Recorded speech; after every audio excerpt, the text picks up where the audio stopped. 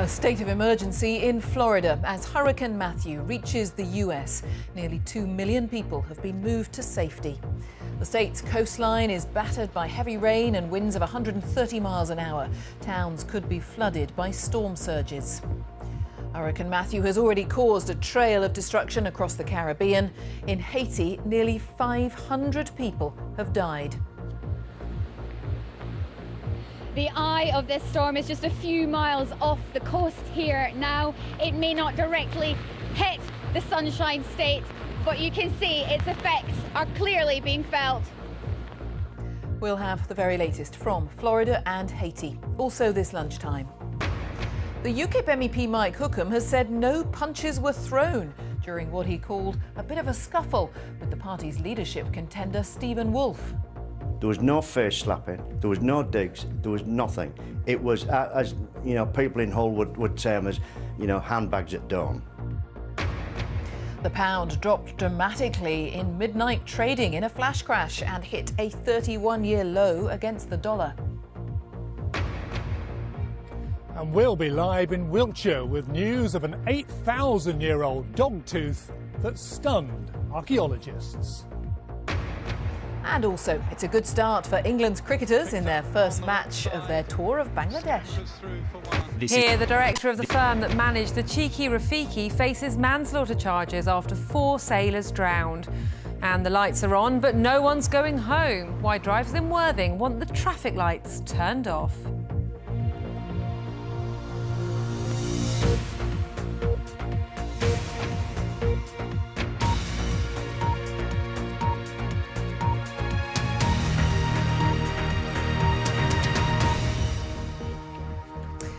Hello, good afternoon. Welcome to the BBC News at 1.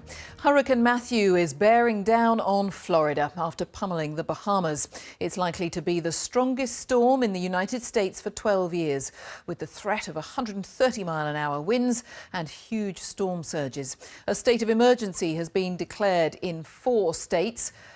Nearly 500 people are now known to have died when the hurricane hit Haiti on Tuesday, and relief agencies are warning that that figure will rise as search teams reach more remote areas. We'll have more on the situation in Haiti in just a moment. First, Amy Cole reports on events in Florida. The east coast of America prepared for an onslaught as Hurricane Matthew threatens to engulf vast swathes of Florida. With winds of up to 120 miles per hour and driving rain, huge areas have been deserted as normal life comes to a stop. This television reporter can barely stand up. I don't know what to tell you guys. You can see what's happening right now. I'm holding myself up against the wall as the water and wind comes in from the ocean. We've lost, I can't see you because of this bright light. We've lost almost all the signs here. 2 of them are falling, the other 2 have fallen. Surprisingly, there are still lights. Surprisingly, I haven't seen any lights go out anywhere. Hard to imagine with winds like this that we haven't lost power anywhere. But power has gone out in some parts. 300,000 homes are without electricity. As waves lash the coast, people have been eager to get away from it. Yesterday, the highways were gridlocked. Around 2 million people living in coastal areas were told to evacuate their homes and head for shelter inland. This was the stark warning from Florida's Governor, Rick Scott. Don't take a chance. A small movement could mean a lot. That's why we have to prepare for a direct hit. So again, if you need to evacuate and you haven't, evacuate. This storm will kill you. Time is running out. We don't have that much time left. The severity of this hurricane can be seen from space. These images taken by NASA show its swirling mass. And look how the crew of this research plane manages to fly through the dense cloud of the hurricane and into the eye of the storm. Their goal is to track its movement. Weather forecasters are now predicting a devastating storm surge with a wall of water of up to 11 feet, which could cause the most damage and pose a huge risk to life. Amy Cole, BBC News. Well, let's talk to our correspondent Laura Bicker, who's in New Smyrna Beach in Florida, and it looks pretty grim already. Laura, what's happening there? Well, the eye of the storm's just off the coast of this part of Florida. We're just south of Daytona Beach.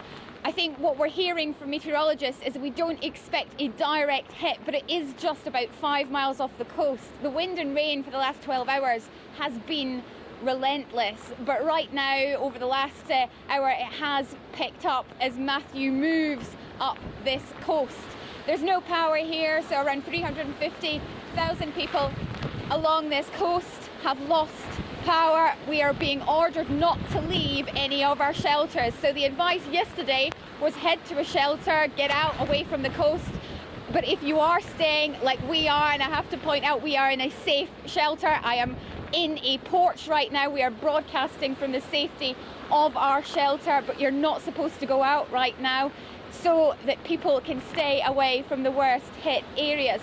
The fear here is of a storm surge. Now, they're fearing waves of up to 7 to 11 feet. And in fact, off the coast of Cape Canaveral, a buoy out in the water has measured waves of 17 feet high. Now, that's the height of a double-decker bus. That's what they're fearing might come inland.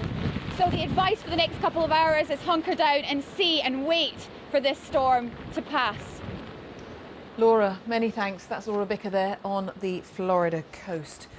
Well, Hurricane Matthew, of course, has already swept through the Caribbean and the Bahamas, leaving devastation in its wake, particularly on the island of Haiti, where it's now known that at least 478 people have died. Christian Fraser has the latest. The poorest country in the Western Hemisphere, denuded, devastated by another natural disaster. Initial reports were of flooding and destruction. Brown torrents of water that had washed homes and villages from the landscape. But only now, 3 days after Matthew left Haiti, are we getting a clear picture of what the aid agencies are facing. From the first estimates of 5 dead, the count is now over 400 and rising. A lot of rain and the wind continued to intensify, and by between 6 and 7:30 it was the worst. Then we thought it was over and everybody came out, then they spent about an hour. Then it started over again and it was the worst part. The eye of the storm crossed the southernmost tip of the peninsula and through the city of Jeremy. 1 million people are affected. There are reports at least 80% of the homes are destroyed. They predict more bodies will appear as the waters recede. The UN says the biggest challenge will be restoring clean water and sanitation. Haiti was already in the grip of a cholera epidemic, which has killed over 10,000 people since 2010. And in this environment, with sewage canals inundated, disease will spread. I need help. I need to go back home with my kids because my son has a fever. I don't know why he gave him the fever, so I need some help. I need to go home. With bridges damaged and many roads still impassable, the relief effort has been badly hampered. The Red Cross say they're caring for some 38,000 people in shelters, with more arriving. This aid worker says they don't have enough water. We can't help the people, he said. There's no food. And there are similar shortages in the hospitals. All hands are on deck. This is a big crisis. And I think it's also important to remember that Haiti keeps on getting hit by disasters and natural catastrophes. So we will all, have to work much, much harder to help the people on the ground. The US Navy is responding. They've deployed 9 helicopters to lift supplies. But with Matthew still barreling north, now taunting the eastern seaboard of the United States, the danger is Haiti will be overlooked at a time when the need is most acute. Christian Fraser, BBC News. The UKIP MEP Mike Hookham, who was accused of hitting the party's leadership favourite Stephen Woolfe yesterday, has said no punches were thrown and that the encounter amounted to no more than a scuffle. Stephen Woolfe collapsed after the fracas. He's now being kept in hospital in Strasbourg for another 2 days. His spokesman says he's feeling much better and has emailed Mr Hookham in a gesture of friendship. The party says it'll hold a full and thorough investigation into what happened. Our political correspondent Alex Forsyth reports from Strasbourg. In hospital still, but Stephen Woolfe is said to be on good form. He was admitted yesterday after an altercation with a fellow MEP, the party's defence spokesman, Mike Hookham. He'll be here for another 48 hours, but as a precautionary measure. This morning, visiting colleagues were keen to try to smooth troubled waters. Stephen has this morning reached out the hand of friendship to Mr Hookham, to Mike, and has realised that things did go too far in the MEP meeting. Details of exactly what happened at the European Parliament are still unclear. A party meeting became heated. Stephen Woolfe is said to have stepped outside with Mike Hookham. UKIP sources say it became physical. Speaking to the BBC today, Mr Hookham gave this account. There was no punches thrown, there was no face slapping, there was no digs, there was nothing. It was, as you know, people in Hull would term as, you know, handbags at dawn. A bit of a scuffle. Party officials will hold a full investigation, as will the European Parliament. But senior UKIP figures insist yesterday's events do not define the party. At the end of the day, the party and its machinery, with its tens of thousands of members, are not focusing solely on this. We've got a new leader to elect. Last night we won an incredible by-election in Hartlepool for the council. So there's lots of positive things going on. The grassroots of the party are working. This incident's unfortunate, but we're not defined by it. We'll deal with it as we will move on to other things. Despite the dispute over what exactly occurred here in Strasbourg, it shows the extent of the turmoil within UKIP. There's disagreement over the party's future direction, who should lead it, how it should be run. Tensions are high and the rifts won't easily be healed. At the hospital, Mr Woolfe is said to be on the mend. The reputational damage caused by these events could take longer to repair. And let's talk to Alex at the hospital in Strasbourg. I mean, it is far from edifying, isn't it, Alex? It is, but this really stems back to very deep-rooted divisions in UKIP since the general election. And in the broadest sense, they are between those who are loyal to Nigel Farage and his vision for the party. They credit him with its success for his plain-speaking anti-establishment message.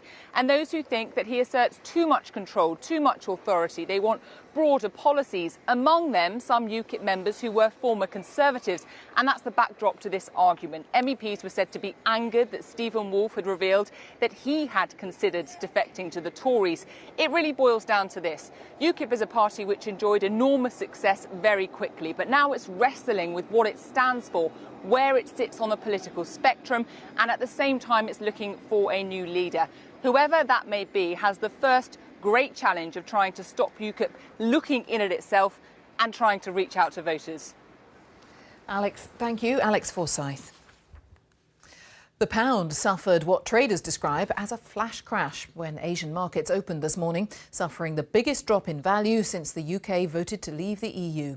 At one point, sterling fell by 6% against the dollar and also plunged against the euro before quickly rebounding. Let's find out more from our business correspondent, Simon Gompert. So what exactly happened, Simon? Well, it was just after midnight in Hong Kong, chiefly, in what's normally a lull between busy trading in London, New York and Tokyo. So a quiet time, and you can see from the graph that the pound plummeted in just 2 minutes, that 6%, before the market then corrected itself. Now, the Bank of England and banks themselves are investigating to see what happened. There are two main theories. One is the fat finger theory, which is effectively a trader's finger slipping on the keyboard, setting off a colossal sale rather than a small one by mistake. And the other, more likely, is that there was a sort of robot trade, and around a third of transactions now on the on-the-day foreign exchange market are effectively done by computers, which are pre-programmed with what are called algorithms,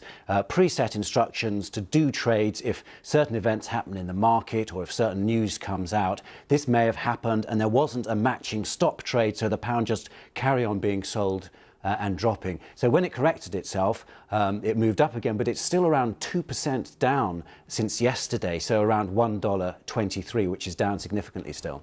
So is that part of the knock-on? I mean, is there an impact for all of us in our pocket with this? Well, if you look back to before the EU vote in June, the pound has now dropped around 15% against the euro, a little bit more against the dollar. And we do see the impact. It's good for exporters whose goods are cheaper overseas, so they benefit. But on the high street, Things like washing machines, dishwashers, they're getting more expensive. There have been big price increases, and the RAC warned today that there'll be another 3 pence likely to go on the price of fuel, of petrol and diesel, partly as a result of the dropping pound. Simon, thank you. Simon Gompertz. Jeremy Corbyn's reshuffle of the shadow cabinet has prompted accusations from some Labour MPs that he's failing to unify the party. The chief whip, Rosie Winterton, was sacked, and Mr Corbyn's close ally, Diane Abbott, was made shadow Home Secretary. Mr Corbyn appointed some MPs who didn't support his leadership, such as the shadow Welsh Secretary, Joe Stevens, and has denied that the changes are divisive. Our political correspondent Tom Bateman reports. When Jeremy Corbyn was re-elected as Labour leader, he brought a message of unity to his bitterly divided party. So I ask each and every one of you to accept the decision of the members, end the trench warfare and work together to take on the Tories. But his MPs have been examining his actions as well as his words. His shadow cabinet quickly fell apart after the vote to leave the EU, as Mr Corbyn's critics walked out on him. Now he has to rebuild his top team. So who's in the new shadow cabinet? Diane Abbott is promoted to shadow Home Secretary, a key role for one of Jeremy Corbyn's closest political allies. The human rights lawyer Shami Chakrabarti becomes shadow Attorney General. Keir Starmer, a former Director of Public Prosecutions in England and Wales, has been made Shadow Secretary of State for Brexit. And Clive Lewis moves to business from defence. It follows his reportedly furious reaction when the leaders' team changed a line in his conference speech on nuclear weapons. But it is who's out of the top team that has upset Mr Corbyn's critics. Rosie Winterton was sacked as Chief Whip, despite her role in trying to broker agreement between the leadership and MPs who want to elect part of the shadow cabinet. I think that Jeremy has shown that he is a leader of this time. He's making firm, direct decisions and ensuring that we have a full shadow cabinet to take on the Tory party and this government. For Jeremy Corbyn, this is a more diverse shadow cabinet, an attempt to rebuild his party after that divisive leadership campaign of the summer, with jobs even being given to people who supported his opponents. But for Mr Corbyn's critics, this reshuffle had become something of a symbol. They wanted a firm gesture they were being listened to. So far, the signs are they've been left disappointed. Some of us were expecting movement on these things sooner. You know, during the leadership election, John McDonnell in particular was saying, we're reaching out, we're doing this, we're making plans for that, we'll do this better, we'll work together better. And then suddenly, you know, immediately after the result, everything went silent for far too long. Mr Corbyn's re-election saw a fragile truce emerge at the party conference. Now the test for his leadership remains. How long can it hold? Tom Bateman, BBC News, Westminster. This year's Nobel Peace Prize has been won by the President of Colombia, Juan Manuel Santos, for his efforts to end half a century of fighting with FARC rebels. The announcement was a surprise because Colombians recently voted against the peace deal in a referendum. Let's find out more from our World Affairs correspondent, Caroline Hawley. And on the face of it, given that referendum, Caroline, it does appear a slightly surprising decision. That's right. I think the Colombians, if you want, or the Colombian peace process had been seen as a front runner.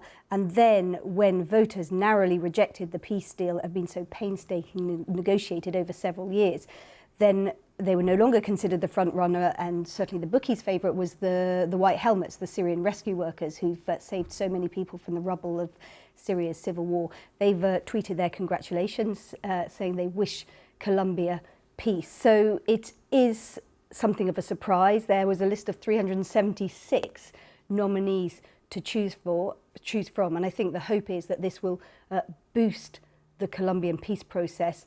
President Santos has said that they are on the verge of ending the war, and they clearly want to continue doing that, and very much hope they will be able to do that, and that this will be a message to boost that process. But that's an interesting part of the debate, isn't it? To what extent receiving the Nobel Peace Prize can, in reality, actually effect change on the ground? That's right. I mean, this is a war that has gone on for more than 50 years. 6 million people have been displaced. Over 200,000 people have been killed. And the Nobel Committee said that the peace process was in danger of collapse. They clearly hope it won't collapse, that this will help support it and push things forward. That's the hope. Caroline, thank you, Caroline Hawley. And the time is 19 minutes past 1, our top story this lunchtime. There's a state of emergency in Florida as Hurricane Matthew pelts the coastline with heavy rain and 130-mile-an-hour winds. And going boldly where no American television show had gone before, Star Trek celebrates 50 years on screen. In South today at 1:30, the director of the firm that managed the cheeky Rafiki faces manslaughter charges after 4 sailors drowned in 2014. And the lights are on, but no one's going home. Why drivers in Worthing want traffic lights to be turned off.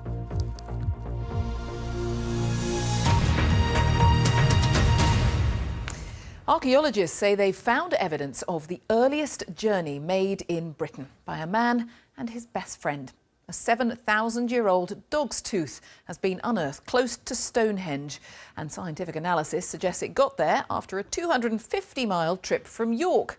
The tooth dates back to about 2,000 years before Stonehenge was built.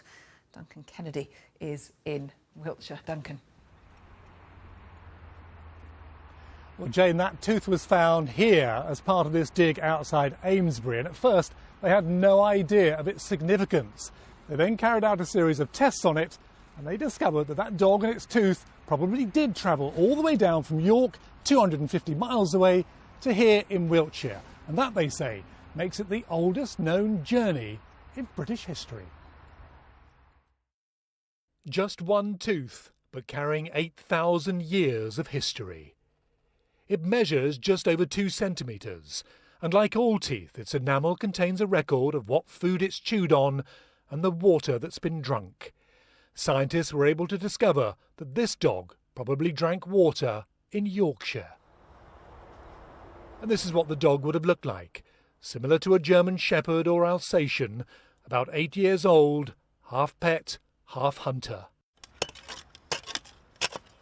His tooth was found here by the A303 in Amesbury, where the dig continued today. It's now clear that the dog came to Wiltshire all the way from Yorkshire. This is the Mesolithic land surface just starting to appear underneath this black tarpaulin. For Professor David Jacks, the tooth provides evidence of the earliest journey in British history. Well, our tests on the tooth reveal that this dog would have originated in York. It's a journey of 250 miles, and it ended up here in Amesbury, only a couple of kilometres from the future site of Stonehenge. In a nutshell, it's the oldest journey ever recorded in Britain. That epic journey was made as the Ice Age ended. The dog travelled the 250 miles with its owners from the York area, probably via the River Avon to Wiltshire, all of it around 8,000 years ago. It's possible the dog was brought all that way to be exchanged. Whatever the reason, this was a massive journey undertaken by a family and its pet. A dog's tooth that's revealed a remarkable tale.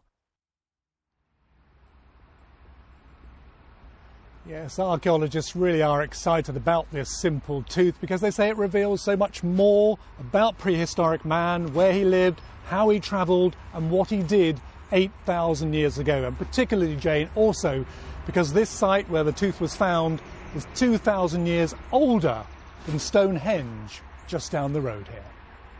Duncan, many thanks. What a fantastic story. Duncan Kennedy there in Wiltshire. After years of arguing, the first deal has been agreed to limit greenhouse gases from international aviation. From 2020, any increase in airline carbon dioxide emissions will be offset by moves such as planting trees, which soak up carbon dioxide. Scientists have welcomed the deal, but say that plans to cut emissions are weak. Our environment analyst Roger Harrabin joins me. A thought first, Roger, about the terms of this deal then. What have they agreed to? I mean, it is a breakthrough, as you said. It must be 20 years now that aviation and shipping too have been dodging any restrictions on CO2 because their CO2 emissions can't be ascribed to any one nation. And if you look at aviation's emissions, it's equivalent to Germany. If aviation was a country, it would have the same emissions as Germany. What's been agreed is a voluntary agreement, under great pressure, a voluntary agreement that from 2020, any extra emissions after 2020 would have to be offset by something like planting trees or helping low-carbon industry in a developing country. I mean, I have to say, you know, scientists say this isn't enough, we should actually be cutting emissions, but the aviation industry has made a case that it's an exception, it has to grow. And there has actually, in terms of the environmental agenda, been quite a lot of movement this week. It's been quite striking. Oh yes, I mean, it's a historic week, a really momentous week. We've got not just that agreement, but also we've found that the Paris Agreement on climate change has been ratified by enough countries now for it to actually come into law. Probably next month, in fact certainly next month, and probably before the US election, which is key because if Donald Trump gets elected, he says climate change is a hoax and a joke, which obviously other world leaders disagree with very strongly and they're worried about that. But I put a caveat on that as well, because the world leaders have these targets. They admit that the targets for cutting emissions are not strong enough. Yet even so, they're not meeting up to the targets they admit are already too weak. So really a momentous week from climate change point of view, but still an awful lot more to do, a huge mountain to climb. Thank you very much. Roger Harrabin. After intense concern about security, England's cricketers have begun their tour of Bangladesh. They're being captained by Jos Buttler in the absence of Owen Morgan, who decided he didn't feel it was safe to go. England have been batting in the first one-day international and making a decent job of it, as Joe Wilson now reports. They'd arrived in a convoy of massed security at speed through one of the world's most congested cities. The coaches carrying England's cricket team were going to the ground, and so many wanted to see for themselves. This is the clamour in Dhaka for England's tour to happen. Bangladesh loves cricket, but a cricket match needs two teams. Of course, not every England player felt it was safe to come. In the absence of Alex Hales, James Vince opened the batting. He made 16. Mid-on should take this, does take it. Ben Duckett is a thoroughly modern batsman with improvisation instinctive. He was making his England debut, having expressed complete confidence in security measures. And Ben Stokes was at his best. Bangladesh are formidable opponents on home soil, and England have learned to underestimate them at their peril. This helps. Bangladesh didn't help themselves. The fielding was on several occasions very ordinary. Battling the heat as much as anything, Stokes completed his first one-day international 100. Few. Jos Buttler insists he's only a short-term captain. In the short time he was at the crease, he walloped to 50 and England made 309. Cricket, crucially, is happening. Joe Wilson, BBC News. Now, how many of us remember this?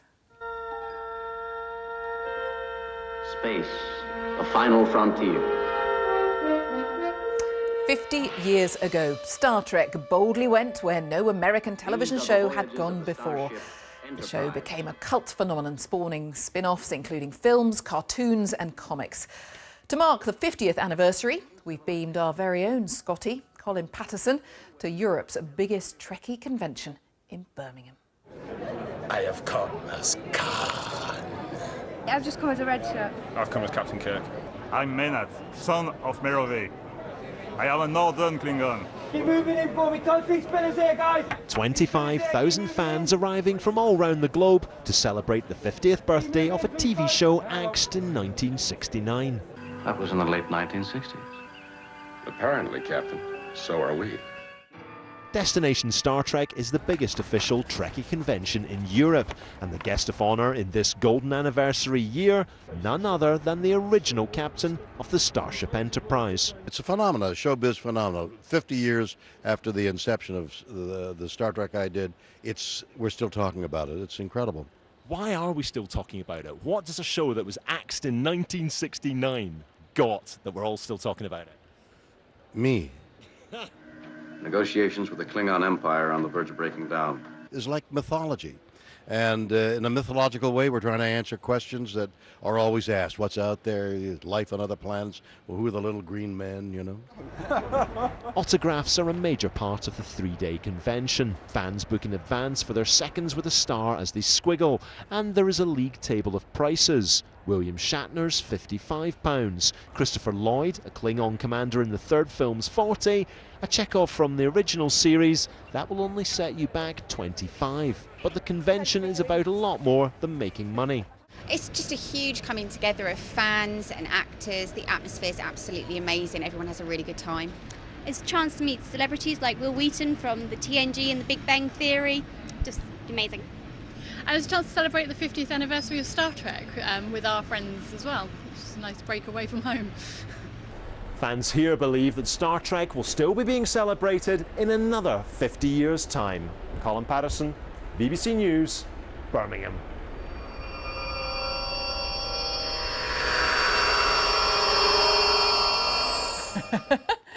Haven't you always wanted to do that? You just have. We're back down to earth. We must take a look at the weather prospects, mustn't we? Hello, Louise. Hi. Hi there, Jane. Good afternoon, everybody. Well, it goes without saying that Hurricane Matthew is certainly the main weather story across the globe, and not without irony, really, because as it continues to bombard the Florida coastline with heavy rain and strong winds across the pond, things are very, very quiet closer to home. And actually, we don't have that westerly influence for us. We have an easterly influence with a high pressure in the driving seat at the moment, blocking these weather fronts from making an impression across the UK and keeping us the quiet weather. But the easterly flow is dragging in a lot of cloud off the North Sea today. Certainly the cloudiest day of the week so far. But we had a chilly start in Scotland, a touch of frost here, but you just see in the far northwest a window of sunshine. A beautiful day here across the Northwest Highlands from this Weather Watchers photograph in Plonkton. Certainly you are the favoured few. That's where we're likely to continue to see the best of the sunshine in the far north and west. Elsewhere, the emphasis is with that cloud and perhaps the odd isolated shower through the day. So if you keep the cloud and despite a lighter breeze, it'll feel disappointing. But in the sunshine, at around 17 degrees, 63 Fahrenheit, not too bad. Through the night tonight, we will certainly be chasing cloud amounts around from time to time. Under some clearer skies, we could see some patchy mist and fog forming, and into the far north, it could be on the chilly side. But the cloud thick enough for the odd spot or two of rain, and temperatures in towns and city centres double figures. But again, sheltered glens of Scotland could see a touch of frost with temperatures down close to freezing. You'll get some lovely sunshine, and I think through Saturday, we could see a little more sunshine than today. But favoured spots are always going to be the further west you are. Coming in off the North Sea, we keep the cloud, and here only 13 degrees. It could feel disappointing, but in a little more shelter, away from that easterly breeze, well, we'll have some sunshine and it won't feel too bad. So it's not going to be a disappointing weekend for many of us. And yet again, across the Western Highlands, we could see 17 degrees. A few isolated showers possible across the Western Highlands and, of course, down into the southeast again. Similar story as we move into Sunday. Little in the way of change. It's quite a benign weather story this weekend. So really, if you keep the cloud this weekend, it's going to feel disappointingly cool from time to time. If the cloud breaks up and you get some sunshine, then it'll be pleasant enough. But at this time of year, that runs a risk through the night of some autumn mist, frost and fog. Don't forget, if you want more information on Hurricane Matthew, you can always find that on our weather website and also on our Twitter feed. Jane. Louise, thank you very much, Louise Lear. And just a reminder of our top story this lunchtime, and that is the main story, a state of emergency in Florida as Hurricane Matthew pelts the state's coastline with heavy rain and 130-mile-an-hour winds. The hurricane has already caused a trail of destruction across the Caribbean. In Haiti, nearly 500 people are now known to have died. That is all from the team here this lunchtime. Now on BBC One, it's time for the news wherever you are. Have a good afternoon. Bye-bye.